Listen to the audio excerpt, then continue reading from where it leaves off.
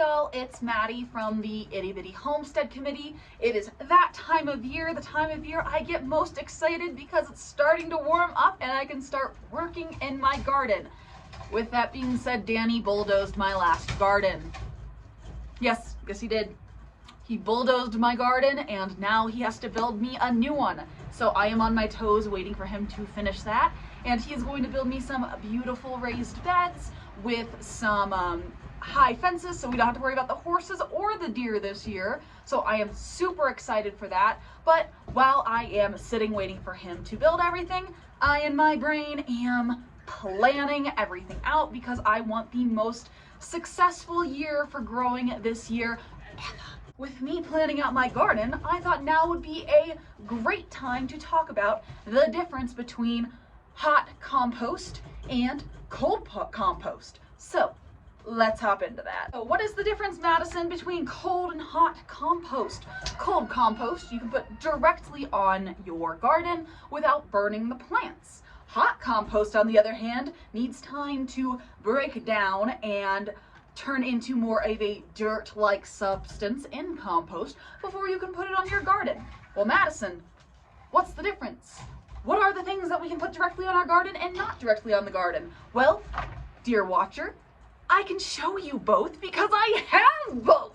And a lot of it. Like a lot of it. Because I have horses, I have goats, I have chickens, I have rabbits. I have a lot of poop-making monsters here on the homestead. So let me show you what I'm working with. Let's start with cold compost because it is my favorite kind of compost because it's made by my favorite kind of animal, the bun rabbit. So this is rabbit poop, and what I'll do is I will put this in with our chickens so the chickens can eat out the pellets, and then this poop is ready to go straight onto my garden because it is a cold compost. If you have the means and the time to separate out rabbit poop from rabbit pee, you can actually take the pee and turn it into a fertilization spray by diluting that pee, and you can actually sell it. It's actually very profitable. I am too lazy to do that because everything just falls into the same tray, and I'm just going to put it directly on my garden. Rabbit poop has been used for centuries by people who raise rabbits to help their gardens out, and I assure you it is some of the most amazing compost that you can use. I have a lot of people who try to buy it off of me after I am done in my summer prepping my gardens. We fill up bags right here of old feed and we'll sell it at our local farmers market. So if you decide in the future to get rabbits, it's something that can seriously help offset feed costs. So it's a little windy here today, so I'm going to try to see if I can go outside to our compost area so that you can kind of look at what we've been doing with it, so you can see the difference between throwing something straight onto your garden and having to wait a while. Look at the poop making machines!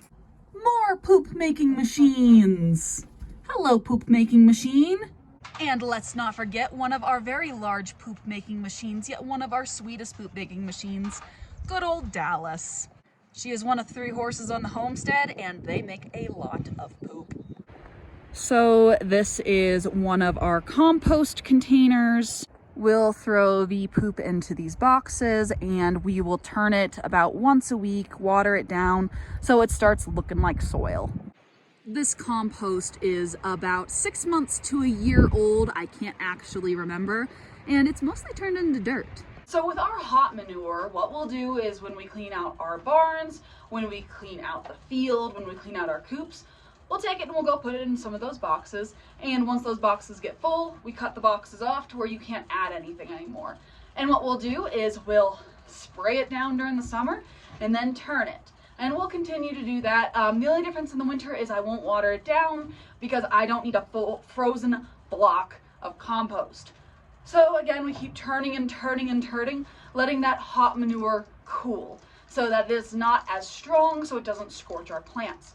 So after about 6 months to a year of it just turning and composting, we're ready to use it for the next growing cycle. So that's how we do it here for our hot compost.